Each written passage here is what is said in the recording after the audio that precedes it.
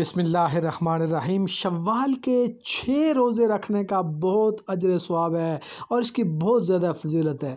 हुज़ूर सल्लल्लाहु अलैहि वसल्लम ने फरमाया, ये मुस्लिम शरीफ की हदीस है और हज़रत अबू अयूब अंसारी रिवायत करते हैं कि जो इंसान रमज़ान के रोज़े रखे और फिर शव्वाल के 6 रोज़े रखे तो अल्लाह ताला के नज़दीक वो ऐसा है कि गोया कि उसने पूरा साल रोज़ा रखा और उसे पूरा साल रोज़ा रखने का सवाब मिलेगा।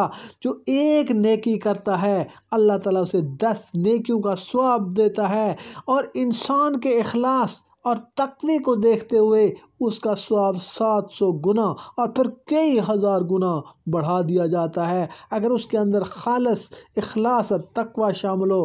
हज़रत दाऊद अलैहिस्सलाम एक दिन रोज़ा रखते थे और एक दिन अफ्तार करते थे और वो सारा साल रोज़ा रखने वाले शुमार किए जाते थे। लेकिन अल्लाह ताला का ये हमारे ऊपर एहसान है कि हमारे रमज़ान के अलावा अगर सिर्फ शव्वाल के 6 रोज़े रखें तो अल्लाह ताला हमें सारा साल रोज़ा रखने वाला अल्लाह के यहाँ हमें शुमार किया जाता है।